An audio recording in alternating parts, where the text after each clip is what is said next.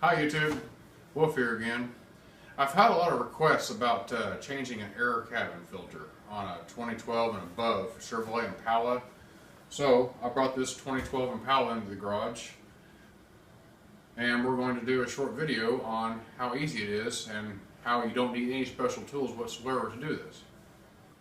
Okay, got the hood open and we're going to show you there is no difference at all in the Impalas from 2009 actually all the way up to present on the LS, the LT, and the LTZ. They're all the same. Okay, first of all, this is the tool that I choose to use on this job because it makes it simpler for me. It's not really a specialty tool, it's just basically a screwdriver with a small hook on it. You can use a flat blade screwdriver for this and do the same job.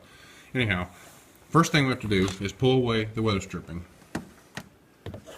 from the engine house of the car. Then we pull these pop rivets out one by one. And this is where the hook actually comes in handy. Okay, you just pull them out enough to where you can grab them with your finger and pop it out. And then we do the same thing over here on this side. There's another one. You pull it out, set it aside. Then this whole piece will work up. Just pop it out. Don't lose these little inserts because they're about $2 a piece at the Chevrolet dealership. Now, once you pull the cover out, there's your windshield washer line. You want to pull it away from the plastic piece, just so you can move this aside. Once you set that aside, you can see where the air filter housing is. Once you have that plastic housing off, that exposes the cover to the air filter assembly itself. You can see it right here. There's no special fasteners that hold this on. All it is these three legs that balance itself on the firewall itself. So you just lift it off. And then it exposes the cabin air filter, and there she is. And most of them have a little tab right here where you just grab for convenience and you just lift it out. And there it is. Now the book says change this air filter every 50,000 miles. Personally, I disagree with that because it depends on your living conditions. If you live in a dry, arid, or dusty environment, I would change this more often, probably every third or fourth oil change, just for habit's sake. But as you can see, down inside, we're going to see if we can get a shot down in there, and you can see it's relatively clean. Occasionally you'll look in here after a couple years and you'll have debris and dust built up in here. That's bad because it can actually get on your blower motor, your squirrel cage on your blower motor, and cause one of two problems. It can make your squirrel cage get out of balance and start making your motor make funky noises, or it can actually cause odor from dirt, dust, and debris causing bacteria. It can actually cause an odor. So you want to make sure you vacuum this out or take a microfiber cloth and wipe it out really well.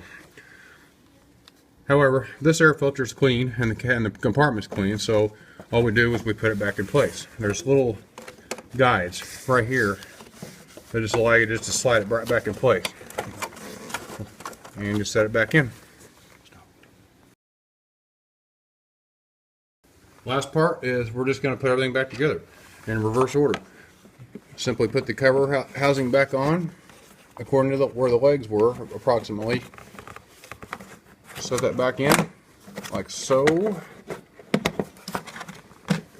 That takes care of that. Then you grab the plastic cover, be sure you snap your line back in place. Otherwise it might get pinched when you put this back on, which could be a bad thing. Get this back in its relative place. And you can tell from the hole where the holes are. You put the guide back in first, the receiving side for the plastic rivet. Push that back in. And we grab the same one for the other side, push it back in. Once you get either one of those started, the other one is instantly aligned, by the way, so it's not really hard. And then you put the clips back in. They can be a little bit of a booger to get back in, but once you get them started, they just push right back in, like so. And then the same thing on the other side.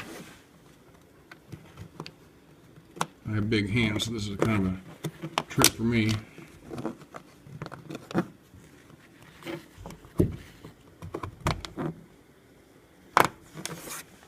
Okay, make sure this line doesn't get pinched. Make sure it's up against this little channel where it should be. After that, we reinstall our weather stripping on the firehouse. It's not glued or anything, and removing it several times won't hurt it. It just sits there. And really, folks, that's all there is to it. Okay, well, that took us total about 3 minutes to pull everything apart, grab the filter, look at it, and put it back in. As you can see, it's very easy to do. Anybody can do it. You don't have to be an auto mechanic to do this. And like, I'll make a routine of checking the filter every third or fourth oil change. Just make that's the easy way to remember it for a lot of people, and just go from there. Anyway, I hope this helped everybody. Next time.